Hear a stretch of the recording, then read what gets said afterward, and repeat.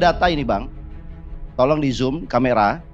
Ini adalah data bagaimana BBM bersubsidi pada 6. Langsung saya tarik panjang 6 pemerintahan. Assalamualaikum warahmatullahi wabarakatuh. Sebelum lanjut ke videonya, jangan lupa tekan tombol subscribe, karena subscribe itu gratis guys. Jangan lupa like, comment, and share. Tanpa basa-basi lagi, kita lanjut ke videonya. Let's go. Selamat menonton.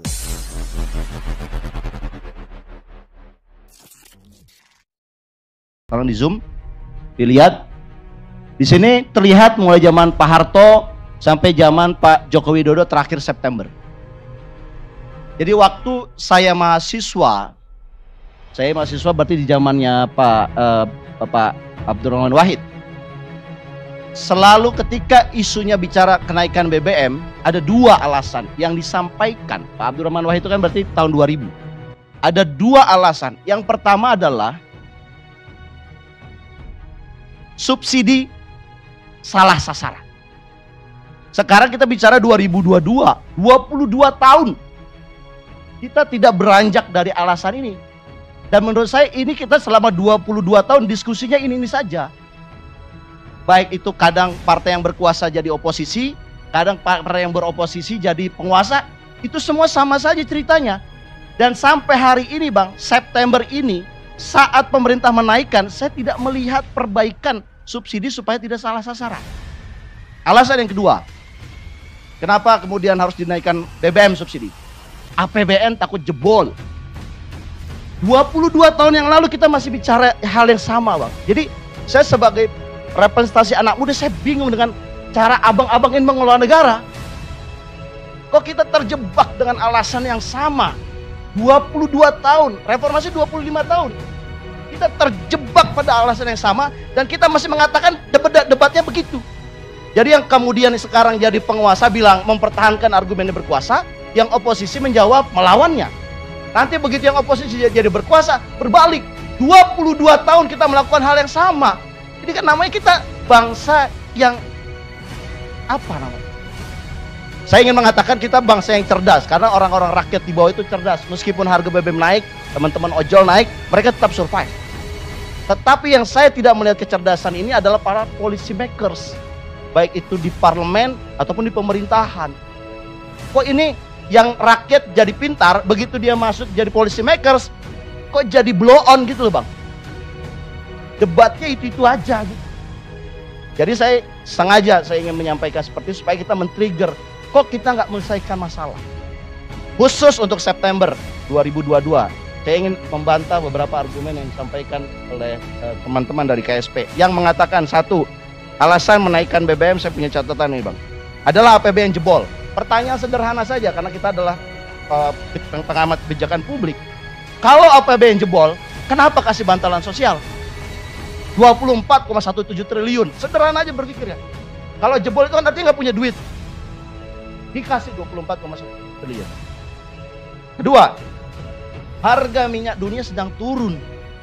Di sini saya belum jelaskan dari semua pemerintahan ya. Pertama, kalau saya lihat Pak Harto itu konsisten. Meskipun beliau menaikkan mulai dari 233% di tahun 91 dan terakhir menjelang kejatuhan beliau 98, beliau menaikkannya 71%.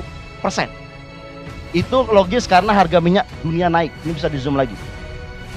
Zamannya Pak SBY lebih konsisten lagi. Kalau harga naik, kalau harga turun dia turunin. Tetapi di masa pemerintahan Pak Jokowi ini saya baca di sini ada anomali 1, ada aneh 1, ada aneh 2. Kayak saya katakan anomali 1 adalah di 1 April 2016, ini data dari teman-teman kontan. Kemudian saya buat grafik harga crude oil Brent price yang menggunakan data World Bank. Di sini disebutkan ini dari 30 ke 42 harga naik, tapi di 1 April 2016 diturunkan dari 6.950 untuk subsidi menjadi 6.450. Satu. Yang kedua, aneh 1 adalah 2018 saat Pertalite diperkenalkan. Ini harganya dari 68,9 menjadi 66,45. Ini berarti harganya turun, tetapi di sini muncul dinaikkan 7.800. Dan yang terakhir kalau kita bicara 7.650, ini kan sejak harga minyak dunia itu 59,27 sampai kemudian pernah tertinggi 120. Itu hanya dinaikkan tetap 7.650. Tapi begitu sekarang di posisi, kalau saya bilang ini September 93, dia mengatakan sekarang udah 87, malah dinaikkan. Jadi kalau kita bicara narasi-narasi pemerintah selama 6 periode, rakyat itu sudah terbiasa kalau harga minyak dunia itu naik, harga domestik naik. Nah sekarang ini anomali. Jadi pertanyaannya, kok ini mengganggu logika selama 6 pemerintahan, logika rakyat tuh diganggu gitu loh. Kan sederhana aja, kalau harga turun dong. Kita sudah selama 6 periode sejak Pak Harto itu begitu, kok sekarang ini ada kacau. Makanya saya katakan jangan-jangan BBM ini bukan untuk rakyat kenaikan. Saya punya argumentasi. Pertama adalah kalau ini bukan untuk rakyat, lantas BBM naik ini untuk siapa? Maka saya katakan bisa jadi ini adalah untuk oligarki, karena ada beberapa yang senang.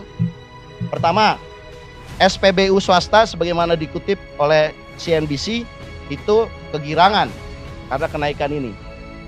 Yang kedua, kalau BBM ini naik, pemerintah karena satu hal manajemennya tidak baik, kemudian ada SPBU swasta yang menawarkan harga yang lebih rendah, tapi tiba-tiba diperintahkan untuk dia menaikkan harga. Loh, kalau pemerintahan itu berpihak kepada rakyat, kan harusnya nggak begitu. Harusnya apa? Bersyukur dong, SPBU kita swasta ini hebat.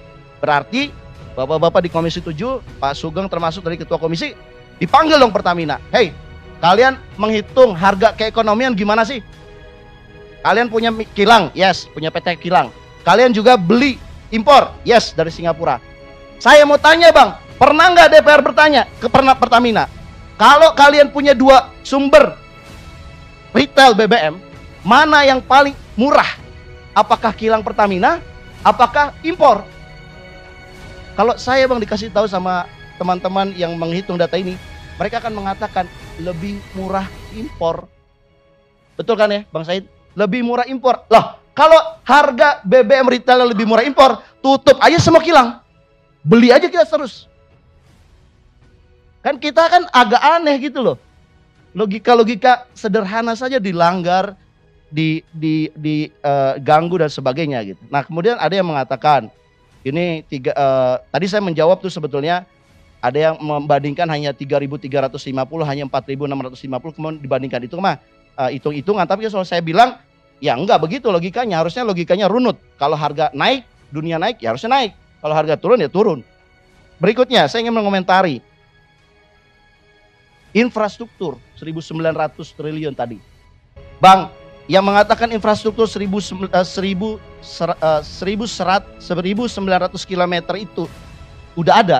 Sekarang pertanyaannya, rakyat nggak punya bensin buat ngejalanin kendaraan.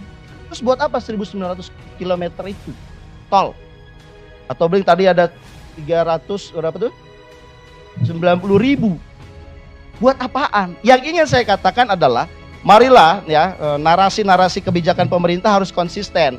Satu, narasi kebijakan pemerintah atau dapur kebijakan lah saya bilang, ini banyak sekali ngaurnya bang. Pertama, saya katakan, katanya APBN jebol, tapi narasi sebelumnya dikatakan kami surplus. Bingung rakyat. Yang kedua, subsidi 502 triliun sangat memberatkan.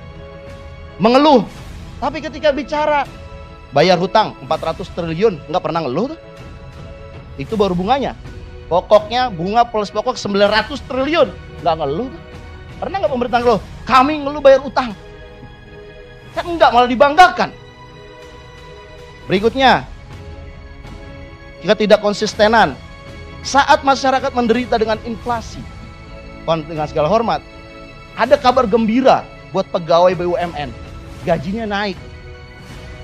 Coba simpatinya, empatinya ke rakyat gimana? Loh, negara ini kan tidak, pegawai BUMN itu berapa sih Pak?